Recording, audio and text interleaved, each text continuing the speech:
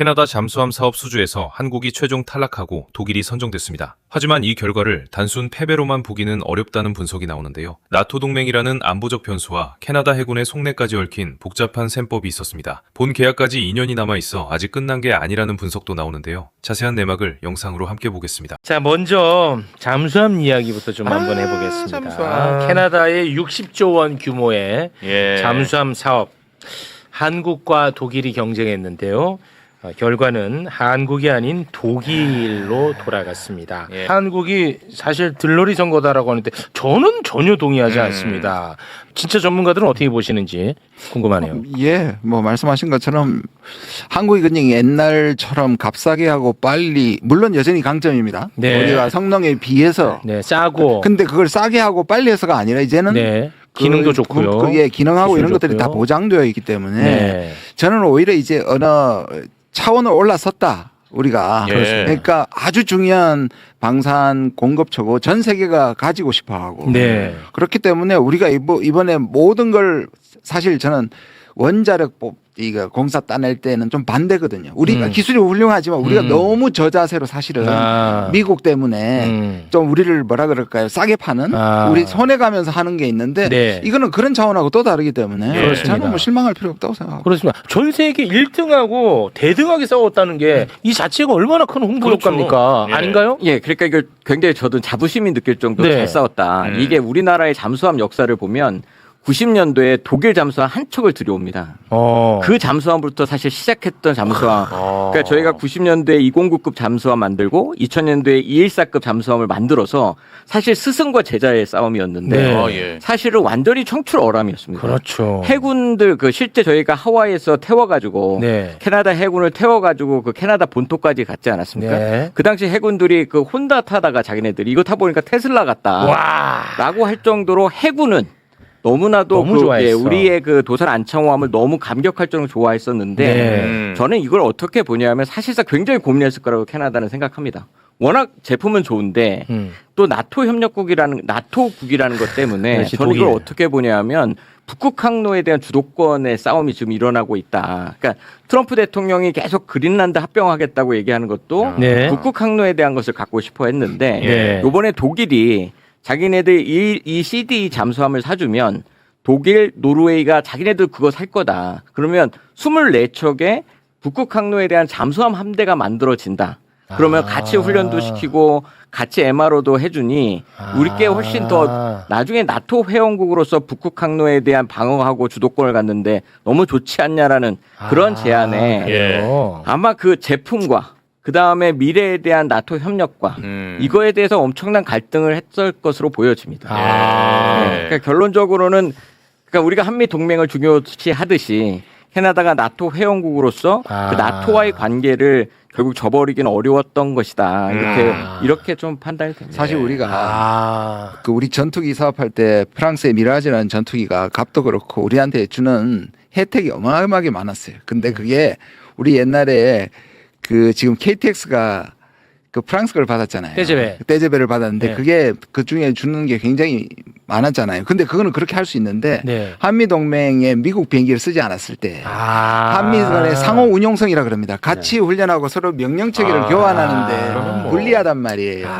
그게 아마 결정적으로 작동을 했을 거예요. 그래서 더 아쉬울 겁니다. 저는 연기가 아니라 진짜 아쉬워하는 것 같아요. 마크카니가 워낙에 그동안에 한국한테 연대하고 하고 싶었기 때문에 중견국의 협력 이런 것 때문에 한국하고 앞으로 협력할 일이 많은데 그러니까 고민과 갈등을 한 거는 맞는데 그거는 우리는 하고 싶었기 때문에 그랬던 거군요. 맞아요. 그러니까 이 CD 잠수함은 아직 만들어지지도 않았습니다.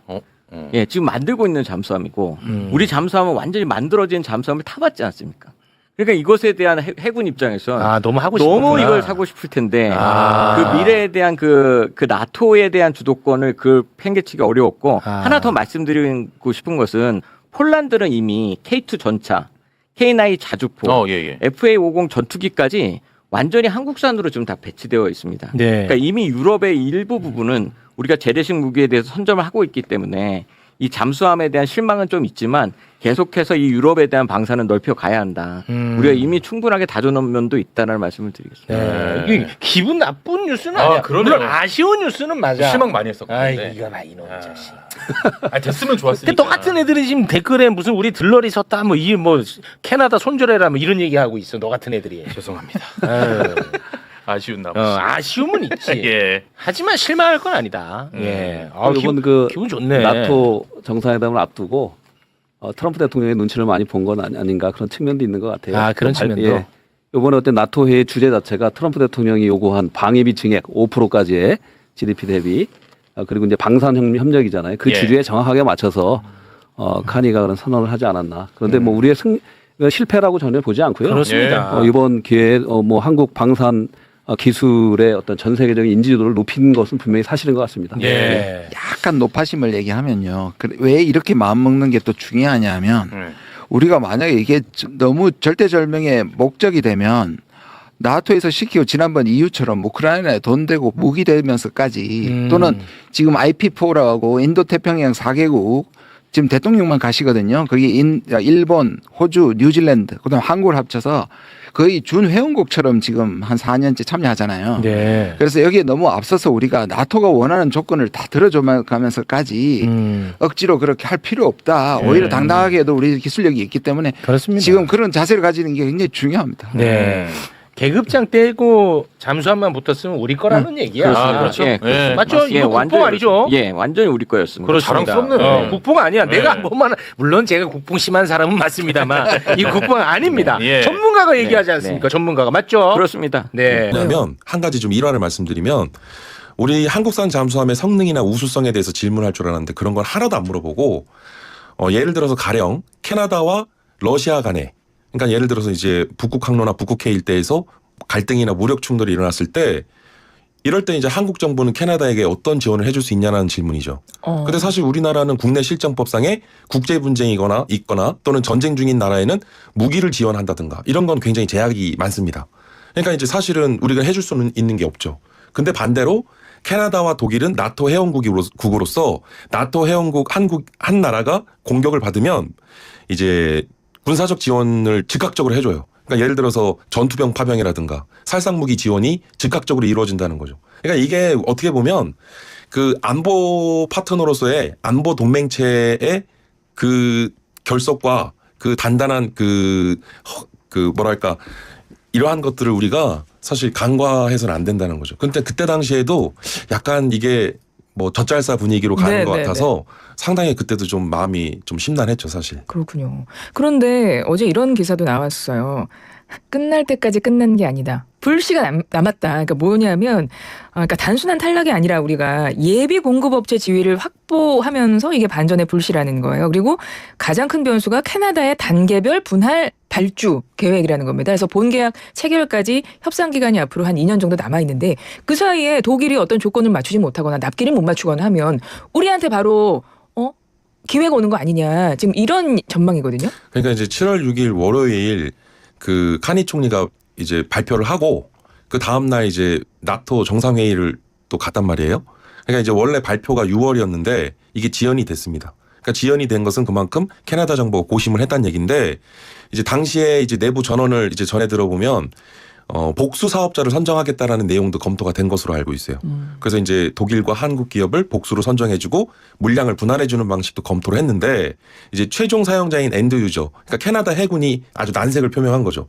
왜냐하면 별도의 2개 기종, 상이한 기종은 이제 인력을 운영하는 데 있어서 전문 인력에 대한 그리고 운영 규범이나 매뉴얼, 그다음에 운영 유지 비용이나 기간도 2배 이상 들기 때문에 실제 사용하는 캐나다 해군에서는 굉장히 이제 좀 난망한 상황이었기 때문에 캐나다 정부가 이제 캐나다 해군의 의견을 적극적으로 받아들여서 이제 티센크로프 마린 시스템이라고 하는 독일 기업을 선정했는데 사실은 핵심은 그겁니다. 뭐냐면 이런 얘기가 있어요. 좀 쉽게 말씀드리면 한국 잠수함은 바닷속에 있는데 독일 잠수함은 설계도 안에 있더라. 그러니까 무슨 얘기냐면 지금 독일이 제안한 그러니까 그 TKMS와 그다음에 독일과 노르웨이가 공동으로 합작해서 개발 중인 잠수함이 있어요. 이 212 CD급이라고 하는데 이 잠수함은 지금 현재 개발 중입니다. 개발이 완료가 안 됐고요. 아직 안 만들었네요. 그게 개발이 성공할지도 독일도 확신을 못하는 상황이에요. 그러니까 그걸 캐나다가 알고 있어요. 근데 우리나라는 이제 도산 안청함이라고 해서 이제 배수량 기준으로 3,000톤급 이상의 잠수함인데요. 이 잠수함이 최근에 진해에서 출발해서 괌과 하와이 등을 거쳐 14,000km를 직접 태평양을 건너서 캐나다에 와서 보여주세요.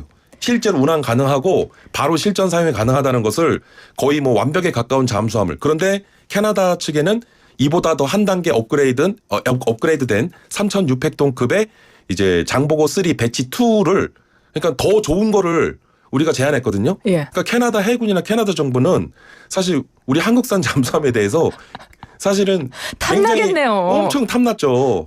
그러니까 말씀드렸지 않습니까? 지금 한국 잠수함은 바닷속에 있는데 독일 잠수함은 설계도 안에 있더라는 그리고 거죠. 제가 듣기로는 그때 캐나다 그 관계자든가 그분이 같이 탔다면서요. 뭘 탔는데 우리 이제 보통 차 타면 승선감이라고 합니까? 너무 좋았다. 이렇게 평가가 나왔다던데요. 그러니까 이제 직접 이제 우리가 차를 구매하더라도 차를 직접 타보잖아요. 예, 왜 시승을 권유해보지 않습니까? 그렇죠. 직접 차를 운전해보라고. 그러니까 이제 비슷한 경우인데요. 그러니까 이제 사실 우리가 제안한 게 이제 잠수함의 성능이나 그다음에 이미 완성에 가까운 잠수함의 이런 것들을 보여줬을 뿐만 아니라 우리가 현대자동차 공장도 지어주고 대한항공 그리고 또 그 두산의 에너지 그 수소까지도 우리가 제안할 수 있는 모든 산업 협력에 대한 부분도 제안하다 보니까 캐나다 입장에서는 굉장히 진짜 고심이라고 했는데 캐나다 입장에서 진짜 머리가 아팠을 거예요, 사실.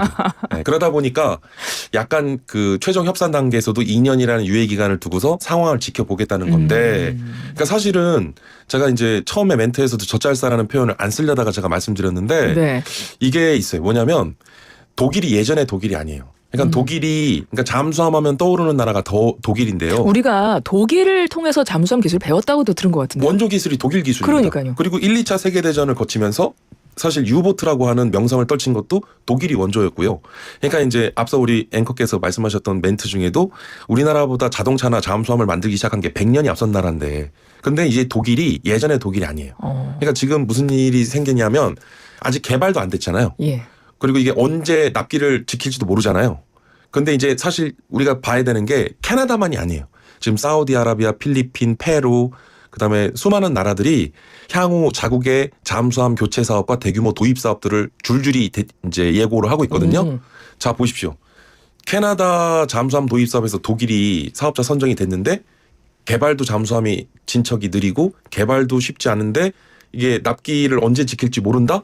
이거 글로벌 그 잠수함 해양 방산 시장에서는 굉장히 부정적인 요소로 작용될 거거든요.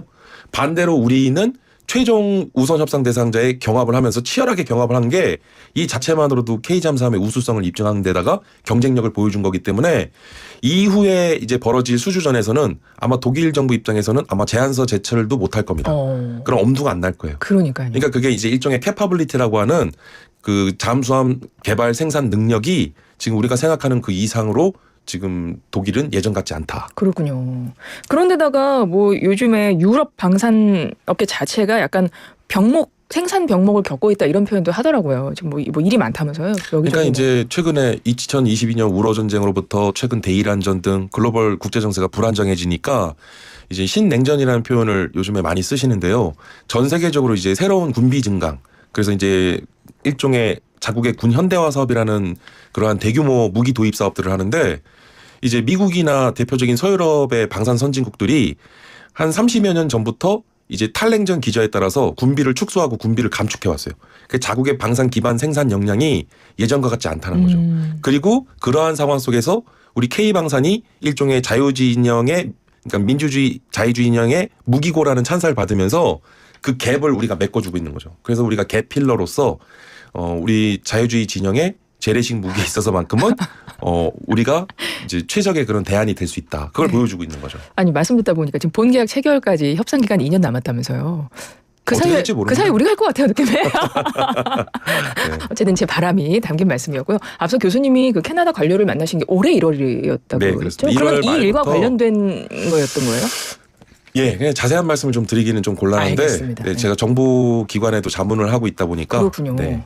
그러니까요. 그러니까 이렇게 우리나라 K방산, K잠수함 엄청나다라는 지금 평가가 나왔고 다 인정을 했는데 앞서 말씀하셨던 것처럼 그 나토라는 대서양 그 동맹 체제 속에서 그들은 자국의 어떤 안보를 먼저 나중에 혹시 우리 일 생기면 당장 우리를 도와줄 사람들이 일단은 우리 동맹들이니까 이제 그것 때문에 지금 일단 독일이 최종 우선 협상자로 선정된 게 아닌가 이렇게 평가를 해주셨는데요. 조금 부연 설명드리면요. 네. 그러니까 입장을 반대로 생각해 보면 돼요. 예를 들어서 캐나다와 독일이 우리에게 어떤 무기 체계를 제안하는데 우리는 그 제안에 대한 무기 체계 성능이나 이런 것들을 검증을 하잖아요. 근데 이제 문제는 캐나다만 제안한 게 아니라 그러니까 독일이 그러니까 이번에 금년 초에 사실은 제가 이제 어렵겠다라고 딱 결정적으로 느꼈던 게 유럽의 공동 방위 기금이 조성돼 있는데 그걸 세이프라고 하는 방위 기금이 조성돼 있거든요. 근데 이제 유럽의 국가들이 이제 공동체 유럽의 방위 기금을 조성하기 위해 펀딩을 했는데 비유럽권 국가로는 최초로 캐나다가 이 세이프에 합류했어요. 제가 사실 금년 초에 그 소식을 듣고 이제 굉장히 어려워지겠구나. 이거는 일종의 뭐랄까 캐나다 입장에서도 발목이 잡히겠구나. 그러니까 결국은 한국산 잠수함을 택하고 싶어도 못하는 상황이 돼버린 거죠. 그러니까 무슨 얘기냐면 우리도 반대로 캐나다와 독일이 제안하는 무기에 대해서 우리가 검토할 때 캐나다라는 한 나라랑 그리고 독일 등 말씀드렸던 EU의 27개 국가 그리고 32개의 나토 회원국들을 의식하지 않을 수 없다라는 거죠. 그러니까 그렇게 생각하면 좀 간단합니다, 사실. 그러네요. 네. 그렇습니다. 이제 그런 것들이 다 이해관계가 얽혀 있다 보니까. 그런데 그렇다면 우리가 앞서 그랬잖아요. 우리 막 잘하는 거 다 소문났어요. 지금 전 세계에 한국 잘한다 다 소문났습니다. 그러니까 다들 탐낼 거란 말이죠. 하지만 각 진영마다 나라별로 이런 어떤 이해관계 속에 얽혀 있단 말이에요. 근데 우리 입장에선 어쨌든 이렇게 좋은 실력을 갖춰서 수출을 해야 되는 거잖아요.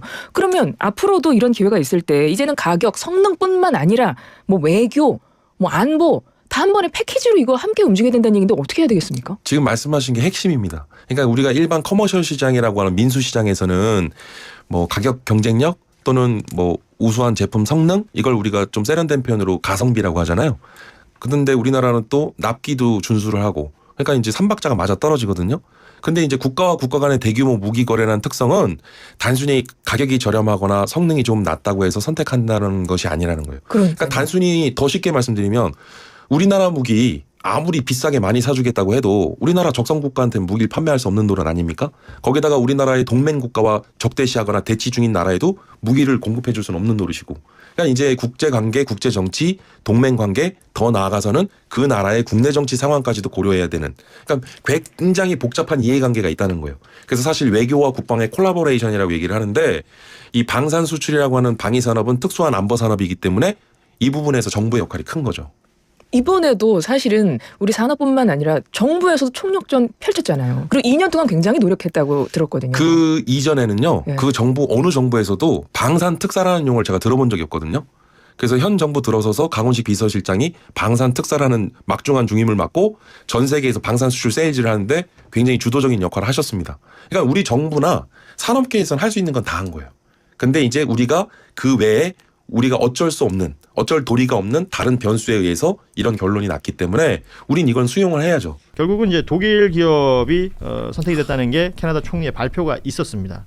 그럼에도 기대했던 바가 이루어지지 않아서 좀 아쉽긴 하지만 우리의 역량은 인정받았다라는 그렇죠. 취지의 대통령 메시지가 있었어요. 이것도 중요하게 봐야 될 것 같습니다. 그러니까 이제 그 보통 제가 기억하시겠지만 우리가 어떤 무기를 수입한다는 게 단순히 그 무기의 성능만 놓고 평가하진 않잖아요. 예. 그 무기의 성능만이 아니라 기존의 무기체가 어떻게 편입될 것인가 그리고 이 무기를 샀을 때 같이 딸려오는 패키지가 뭐냐 이런 것들까지 종합적으로 고려되고 특히나 정무적 판단에도 많이 작용을 하다 보니까 이게 또 이 세일즈가 어려운 측면이 분명히 있다. 예전에 보면은 저 어렸을 때까지도 기억나는 게 뭐 한겨레 21도 마찬가지고 주간지에 그렇게 유로파이터 광고가 엄청 붙었어요. 그때 맞아요. 우리 차세대 전투기 뭘로 수입할 거냐 그래가지고 미국 걸로 할 거냐 유럽 걸로 할 거냐 러시아 걸로 할 거냐 그때도 한참 경쟁이었잖아요. 그때도 단순한 기체의 성능도 중요하지만 기존 우리나라의 항공 그 공군 시스템에 뭐가 잘 맞느냐와 플러스 이제 정무적 판단이 들어가서 했던 거기 때문에 그런 것까지 고려했을 때는 뭐 떨어졌다는 데 아쉬움은 있겠습니다만 그러나 젖잘 싸움을 했다. 한번 붙어봐가지고 우리 기체 성능에서는 우리 잠수함도 괜찮은데 다른 나라들이 좀 탐내 볼만한데 했다는 성능을 보여줬다는 데서도 뭐 저는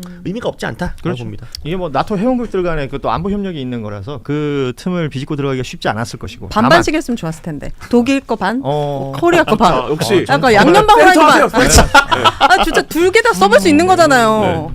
잠수함 반반. 네. 근데 그런 게 괜찮은데. 좀 안 됐는 아니 그러니까 거죠. 이게 결국은 우리의 역량을 세계에 이제 세일즈 했다라는 부분은 남아 있는 거고 그리고 그 캐나다 총리가 꾸준히 계속 한국 얘기를 거론을 했어요. 지금 다시 나토 정상회 가면 대통령 또 만날 거라는 얘기도 하고 그러면 이제 저는 그런 수요도 있을 것 같아요. 만드는 건 독일이 만든다 치더라도 이게 사실 유지 보수 굉장히 중요한데 그렇죠. 이 부분에 있어서 우리에게 또 뭔가 생길 수 있는 뭐 것도 있겠다. 전차나 다른 무기들도 사실 그런 과정들을 밟아서 수출을 한 거 오늘 강훈식 비서실장이 본인 SNS에 그 얘기를 그렇죠. 쓰기도 했더라고요. 예. 뭐 전차도 예전에 노르웨이에 수출하려고 하다가 성능 테스트에서는 1등을 했는데 나토 동맹국의 이제 경쟁사가 유럽에서. 선택이 됐다가 그 다음에 이제 폴란드에 팔고 뭐 이런 과정들이 있는 거니까 일종의 쇼케이스 제대로 했다 보면 되는 거죠. 뭐 그런 거죠. 근데 다만 이제 이거를 막 곧 될 것처럼 이랬던 분위기에서 좀 허탈한 건 있고 금액이 이것도 이제 60조가 넘으니까 이제 예. 그런 부분들에서 아쉬움은 있는데 어쨌든 우리도 계속 이거를 만드는 기업들이 프론티어 기업들이 있으니까 그냥 팔면 되죠. 갔으면 좋겠습니다. 이 와중에 장도연 대표가 바로 요거 관련해가지고 SNS 메시지 쓰는 것도 마치 안 되길 바라고 있던 것처럼 기다렸다는 듯이 이렇게 하는 것도 썩 좋지 않다라고 그러니까 봅니다. 이게